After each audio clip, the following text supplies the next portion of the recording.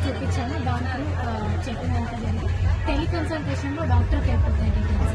For general patients and local వాళ్ళు cover చేస్తారు. But if there is any specialist సీరియస్కి lead చేస్తుంది అని చెప్పేసి దెన్ ఆటోమేటిక్గా టెలికన్సల్టేషన్ డాక్టర్కి వీళ్ళ ఐడియాలో అయిపోతుంది. మెడిసిన్ కూడా ఈవెన్ మనం ఏదైనా యువకులకు దాని తర్వాత హెల్త్ సిబ్బంది అందరికి కూడా నా యొక్క నమస్కారం.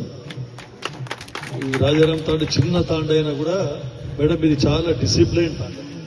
చాలా మంది ఎడ్యుకేటెడ్ ఉన్నారు, చాలా మంది ఎంప్లాయీస్ ఉన్నారు ఇక్కడ. ఇప్పుడు కూడా ప్రతి దాంట్లో కూడా ఏ కార్యక్రమం ప్రభుత్వ కార్యక్రమాలు కానీ ఏ కార్యక్రమాలు ఉన్నా యాక్టివ్ పార్టిసిపేషన్ ఉంటుంది ఇక్కడ ఈ తాండావాసులది. తర్వాత ఏ సోషల్ సర్వీస్ ఉన్నా కూడా సోషల్ యాక్టివిటీ ఉన్నా కూడా తాండావాసులు యాక్టివ్గా పార్టిసిపేట్ చేస్తారు దాంట్లో. అయితే ఈరోజు మనకి మారుమూల ప్రాంతంలో పెట్టవలసిన ఉద్దేశం సారా వాళ్ళ ఉద్దేశం ఏంటంటే యూజువల్గా యాక్సెస్ ఉండదు. మనం పిఎస్సీలోకి పోయి ట్రీట్మెంట్ తీసుకోవాలంటే కొంచెం అంతా నెగ్లెక్ట్ చేస్తాం మనమే. ఈరోజు పని ఉంది మళ్ళీ చూసుకుందాంలే తర్వాత చూద్దాంలే అని ఇట్లా రోజు రోజుకి ఆరోగ్య విషయంలో మనం పోస్ట్పోన్ చేస్తూ ఉంటాం. ఇంకోటి మనకు స్ట్రోక్ వచ్చిందాకా తెలియదు. మీరు అంటారు అరే సార్ మంచిగుండే సార్ అన్నం తింటూ ఉంటేనే మొత్తం కాలు చేయి పడిపోయింది సార్, హాస్పిటల్ తీసుకుపోయింది సార్, అన్కాన్షియస్ అయిపోయింది సార్, దారిలో మొత్తం స్పృహ కోల్పోయిండు అని చెప్పేసి బేహూష్ అయిపోయినట్టు. ఎందుకు ఇవన్నీ మనకు ఎందుకు అవుతున్నాయంటే మనకు అవగాహన లేక మన ఆరోగ్యాన్ని నెగ్లిజెన్స్ చేయవలన, ఎందుకంటే నిర్లక్ష్యం చేయడం వల్ల ఇవన్నీ జరుగుతూ ఉన్నాయి. హార్ట్ అటాక్స్ కానీ ప్యారలైటిస్ స్ట్రోక్ కానీ అయితే తర్వాత మనకు జ్వరం వస్తే దగ్గు పరిచయం వస్తే అవన్నీ పోతాం మందులు తీసుకుంటాం. ఏదైనా కాళ్ళు చేతులు నొప్పి ఉంటే మనం పోయి డాక్టర్ దగ్గరికి సంప్రదిస్తాం. కానీ లోపల ఉండేది మనకు తెలియదు. ఏదైనా కొంచెం దమ్ము వచ్చినట్టు కొంచెం తల దిచ్చినట్టు మళ్ళీ డాక్టర్ దగ్గరికి పోతాం. కానీ యూజువల్గా మెడికల్ దీని ప్రకారం ఏంటంటే 40 సంవత్సరాలు దాటితే ఏమన్నా అయితే డాక్టర్ దగ్గరికి పోవడం కాదు, డాక్టర్ దగ్గరికి పోయి ఏమన్నా అయిందా, నాకు ఏమన్నా ఉన్నదా, లోపల ఏమన్నా రోగం ఉన్నదా, బీమారు ఉన్నదా అని చెప్పేసి మీరు అడగాలి. 40 సంవత్సరాలు దాటితే సరిపోతుంది. ఎప్పుడు స్క్రీనింగ్ ప్రతి 3 నెలలకు ఒకసారి 6 నెలలకు ఒకసారి ఇప్పుడు సంవత్సరంకి ఒకసారి అయినా బీపీ ఉందా షుగర్ ఉందా అని చెప్పి చెక్ చేసుకుంటే ఎప్పుడు ఏమొచ్చేది లోపల మనకి అవి బయటపడతాయి. తర్వాత ముఖ్యంగా స్త్రీలు మనకు రక్తం తక్కువ ఉందా అని చెప్పేసి, హిమోగ్లోబిన్ పర్సెంటేజ్ తక్కువ ఉందా, మాకు రక్తం తక్కువ ఉంటే దానికి ఏం చేయాలి అని చెప్పేసి. తర్వాత ఎవరైతే ఉన్నారో కిషోర బాలికలు ఆడవాళ్ళకు కూడా వారు కూడా రెగ్యులర్ చెకప్లో ఉండాలి. ఎందుకంటే వారు ప్రెగ్నెంట్ అయిన తర్వాత డెలివరీ అప్పుడు చాలా సమస్యలు ఏర్పడతాయి. వీటన్నిటి స్క్రీనింగ్ ఎప్పుడు మాకేమన్నా అయిందా అని చెప్పేసి 40 సంవత్సరాల తర్వాత ప్రతి ఒక్కరు కూడా పోవాలి. నేను లయన్స్ క్లబ్లో ఉన్నప్పుడు నా హాస్పిటల్లో ఈ చాలా ఈ డయాబెటిక్ క్యాంప్స్ అవన్నీ కండక్ట్ చేసినప్పుడు క్యాజువల్గా ఒక రోజు ఇట్లనే పెడితే ఒక్కొక్క క్యాంప్లో 40 మందికి షుగర్ ఉన్నదని చెప్పేసి బయటపడింది.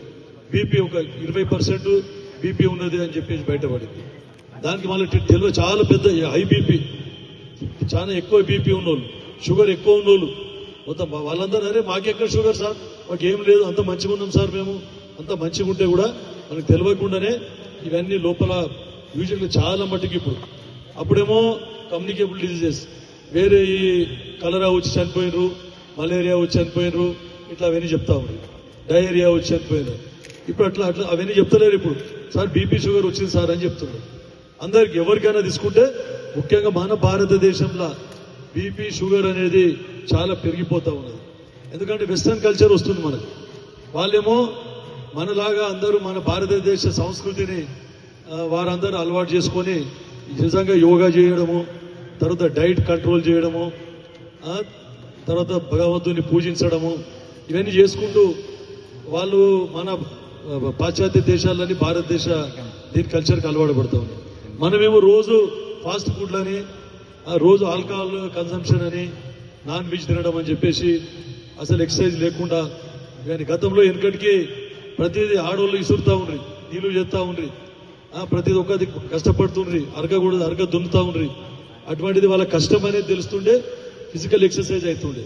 ఈరోజు ప్రతిదీ ఏం లేదు, బటన్ వేయంగానే బోర్లో నీళ్ళు వస్తాయి, అన్ని రెడీమేడ్ మనకు అన్ని దొరుకుతూ ఉన్నాయి. సో ఇటువంటి అలవాట్లు, ఫుడ్ అలవాట్లు ఇవన్నీ మనం చేసుకొని ఇక పిల్లలు ఈ రోజు రేపు మీరు చూస్తూ ఉన్నారు అన్ని పిజ్జాలు బర్గర్లు వాటి అన్నికి అలవాటు పడతారు. మనం వెనకటికి అన్ని మీరు చూస్తాము, రాగులు, తర్వాత జొన్నలు, ఇవన్నీ మనకు మిల్లెట్స్ అని ఈరోజు చెప్తాము. మన వెనకటికి మన తాతలు వాళ్ళ పూర్వీకులు రోజు జొన్నలు తింటుండ్రి, రాగులు తింటుండ్రి, తర్వాత ఈ సజ్జలు తింటుండ్రి. మీకు అందరికి, ఈ పిల్లలకు తెలియదు కానీ చాలా పెద్దోళ్ళకి అందరికీ మీకు అందరికీ తెలుసు. అయితే ఈరోజు కేవలం అంతా రైసు రైసు రైస్ అని అందరు వరి పండిస్తున్నారు. తర్వాత రైస్ తినడం ఎక్కువైపోయింది. అది కాకుండా ఇంకా ఫాస్ట్ ఫుడ్ ఒకటి అలవాటు పడుతూ ఉన్నారు. కాబట్టి ఇవన్నీ ఆహారపు అలవాట్లు కూడా మార్చుకోవాల్సిన అవసరం ఉంది. తర్వాత స్క్రీనింగ్ మెయిన్, వాళ్ళు ఉద్దేశం ఏంటంటే సహారా వాళ్ళది స్క్రీనింగ్ పెట్టాలని ఖచ్చితంగా మీరు అక్కడక్కడ క్యాంప్స్ కండక్ట్ చేసి ఎవరికి ఏముందో లోపల నిర్ధారణ చేసి, ఇంకోటి కొత్తగా ఇప్పుడు ఒక స్టెథోస్కోప్ చూపించాడు. నాకు అప్పుడు ఆర్టిఫిషియల్ ఇంటెలిజెన్స్ లేకుండే, మేము చదువుకునేటప్పుడు మాకు మర్మర్ను ఐడెంటిఫై చేసే కష్టం. ఏదైనా హార్ట్కి సంబంధించిన రోగం ఉన్నదంటే మా ప్రొఫెసర్స్ వాళ్ళు చెప్తే మేమందరం చూసి కరెక్టా కాదా అని ఇక్కడ నిర్ధారణ చేసుకుంటుంది. అట్లాంటిది ఈరోజు అక్కడ కార్డియాలజిస్ట్ ఉంటాడు మనకు అందుబాటులో, లేకుంటే కూడా స్టెథోస్కోప్ పెట్టి వింటే వాళ్ళకు ఒక యాప్ ఉంటుంది. యాప్లో మీ హార్ట్ ఎట్లా పనిచేస్తుందని మొత్తం గ్రాఫ్ వచ్చి రికార్డ్ అవుతుంది.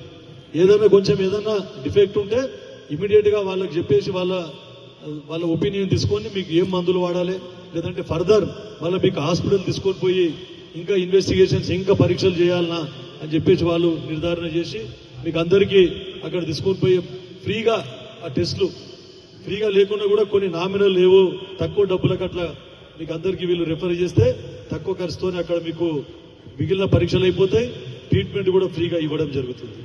కానీ ఏమో చేసిండ్రు, పుట్టి చూసిండ్రు, 4 గోళీలు ఇచ్చిండ్రు, దాంతో ఏం లాభము అని ఇట్లా అనుకోకండి మీరు.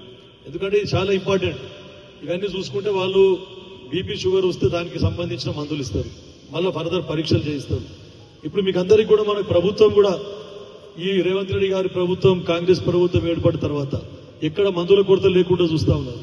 తర్వాత ఎంతో మంది కొత్త డాక్టర్లను అపాయింట్ చేసింది. చాలా ఖాళీలు ఉండే, డాక్టర్ల ఖాళీలు కానీ, సిస్టర్ల ఖాళీలు కానీ, పారామెడికల్ అన్నీ చాలా ఖాళీలు ఉన్నాయి. టీచర్లు కూడా ఖాళీలు ఉన్నాయి, స్కూల్లో చదువు చెప్పని. అన్నీ కూడా మనం ముఖ్యంగా అందరికీ ఉద్యోగాలు ఇవ్వాలనే ఉద్దేశంతో ఇవన్నీ కూడా ఈ ప్రభుత్వం వచ్చిన తర్వాత ఖర్చు ఎంతో అప్పుల పాలైనా కూడా ఇవన్నీ ముఖ్యంగా మనకు విద్య, ఆరోగ్యం చాలా ఇంపార్టెంట్ అని దానికి ప్రయారిటీ ఇచ్చి ప్రభుత్వం కూడా ముందుకు పోతా ఉన్నది. దాంతో పాటు ఇటువంటి ఏవైతే ఎన్జిఓస్ ఉన్నాయో వాళ్ళందరికీ కూడా మేము ఉపయోగం చేసుకోవాలి. తర్వాత పిఎస్సీలు ఉన్నాయి, వాటిని ఉపయోగించుకోవాలి. తర్వాత నారాయణఖేడ్ ఏరియా హాస్పిటల్ ఉంది, దాన్ని సంగారెడ్డి మెడికల్ కాలేజ్ అయింది, దాన్ని ఉపయోగించుకోవాలి. మీరు ప్రైవేట్ హాస్పిటల్స్ అయినంత మట్టుకు మీరు ఆశించవలసిన అవసరం లేదు. అన్ని ఫెసిలిటీస్ మీకు జిల్లా ఆసుపత్రులు, మెడికల్ కాలేజ్ ఆసుపత్రిలో అన్ని దొరుకుతాయి. సబ్ సెంటర్లు కూడా మళ్ళీ పల్లె దవాఖానాలు కూడా పెట్టడం జరిగింది. సబ్ సెంటర్ అడిగిన నాకు నామ్స్ ప్రకారము ఇక్కడ ఇంటిగ్రేటెడ్ స్కూల్ దగ్గర ఒకటి వాసర్ల పిఎస్సి కూడా పెట్టడం జరిగింది, కంటి సిఎస్సి పెట్టడం జరిగింది. కంటి ఎట్లా 15 కిలోమీటర్ డిస్టెన్స్ ఉంది, సిఎస్సి ఖచ్చితంగా వస్తుంది. తర్వాత అక్కడ స్కూల్ ఉంది కాబట్టి ప్రయారిటీ బేసిస్ మీద తాండాలు ఎక్కువ ఉన్నాయి కాబట్టి అక్కడ కూడా మీకు పిఎస్సి వస్తుంది. వాసర్ దగ్గర సబ్ సెంటర్ రాజారాం తాండాలో పెట్టాం, దాన్ని కూడా మనం తీసుకునే ప్రయత్నం చేద్దాం. నామ్స్ లో ఫిట్ అయితే లేదు అది, లేకుంటే ఎప్పుడో వస్తుండే. ఎందుకంటే మీకు సబ్ సెంటర్ దగ్గర ఉన్నది కాబట్టి సరే చెప్పిన పెట్టి మీ ఫైల్ ఉన్నది. అట్లే ఒక 3-4 సబ్ సెంటర్ పెట్టినాను, 3-4 పిఎస్సీలు, తర్వాత 2 శంకరపేట ఒకటి, కంటి ఒకటి సిఎస్సీలు, సిరిగాపూర్ కూడా సిఎస్సీ పెట్టాం. అది సిఎస్సీ ఫిట్ అయితే లేదు దాంట్లో నామ్స్ లా. 2 శంకరపేట ఒకటి, కంటి ఒకటి ఖచ్చితంగా వస్తుంది. ఇక ఈ సబ్ సెంటర్లు అంటే ఏంటంటే మనం తీసుకుందాం నామ్స్ ప్రకారం. అవి దాని గురించి మీరు ఏం బెంగ పెట్టుకోవాల్సిన అవసరం లేదు. ఖచ్చితంగా మన హెల్త్ మినిస్టర్ మనోడే ఉన్నాడు, ఒకటి ఖచ్చితంగా కంప్లీట్ చేస్తాం. మొన్ననే చెప్పారు అవన్నీ మనం చాలా రోజులైంది, పెండింగ్ వర్క్స్ అన్ని చేసుకుందామని చెప్పి మంత్రి గారు చెప్పడం జరిగింది. త్వరలో మీకు అయితే కూడా చెప్తా ఉన్నా. తర్వాత అక్కడ పోచమ్మ టెంపుల్ దగ్గర ఒకటి ఆడ పెట్టినాం, అది పిఎస్సి, అది కూడా కంప్లీట్ అవుతుంది. అయితే మీకు చెప్పేది ఏంటంటే ఇప్పుడు నేను చూస్తున్నా సార్, అర్జెంట్ పోయినాం సార్, అర్చన హాస్పిటల్లోనో, మైత్రి హాస్పిటల్లోనో, ఎక్కడో దగ్గర మేము జాయిన్ అయ్యాం సార్, రోజు ₹1,00,000 అవుతున్నాయి సార్, ఏం చేయాలి సార్, కొంచెం తక్కువ చెప్పండి సార్, లేకుంటే నిమ్స్లో సీట్ ఉందో చెప్పండి సార్, బెడ్ ఉంటే ఆడికి పోతాం సార్ అని చెప్పి అంతా అయిపోయిన తర్వాత ఇక్కడ షరీక్ అయ్యి ఒక 5 లక్షలు మొత్తం ఇక్కడ బిల్లు అయినాక అప్పుడు గవర్నమెంట్ హాస్పిటల్ మీకు గుర్తొస్తుంది.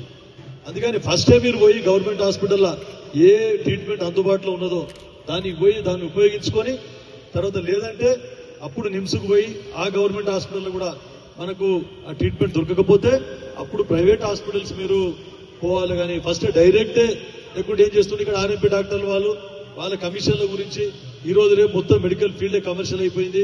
మాకు వస్తే 30% ఇస్తారు. ఒక పేషెంట్ రిఫర్ చేస్తే పెద్ద హాస్పిటల్ 30% వీళ్ళు ఆర్ఎంపీలకు ఇస్తారు. అది వాళ్ళు సంపాదించిన దానికంటే ఎక్కువ అవుతుంది. కాబట్టి వాళ్ళు ఏం చేస్తున్నారు, ఈ ఫలానా హాస్పిటల్ దాని దీనికి అని చెప్తా ఉన్నారు. కాబట్టి అట్లా చేయకుండా ఎవరికైనా డాక్టర్స్ మీ కుటుంబంలో కానీ ఎవరైనా డాక్టర్స్ తెలుసుకొని ఫస్ట్ గవర్నమెంట్ హాస్పిటల్కి ప్రయారిటీ ఇవ్వండి. ఫస్ట్ గవర్నమెంట్ హాస్పిటల్ ఇప్పుడు 90% ఎక్విప్మెంట్ 90% అన్ని కూడా మనకు అందుబాటులో ఉంది. వైద్యం ఏదైనా ఒకటి స్పెషల్ కేర్ అవసరం ఉంటే లేకపోవచ్చు.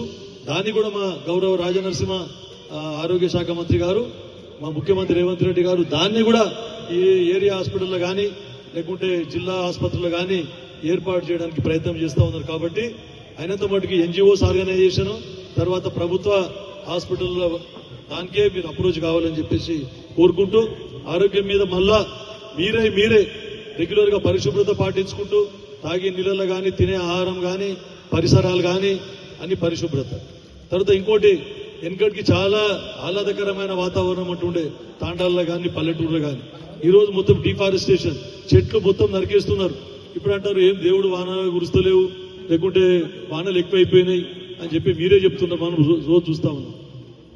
ఏ కాలంలో వర్షం పడాలి ఆ కాలం పడకుండా వేరే కాలం ముందుకు పోతా ఉన్నది. కాలం ఒక నెల ముందుకు పోతుంది, లేకుంటే ఒక నెల అడ్వాన్స్ వచ్చి మొత్తం మనం విత్తనాలు పెట్టగానే మొత్తం అవన్నీ ఎండిపోతా ఉన్నాయి, లేకుంటే అతివృష్టి వచ్చి పాడైపోతా ఉన్నాయి. దీనికి కారణం అంతా డిఫారెస్టేషన్, చెట్లు నరకడం.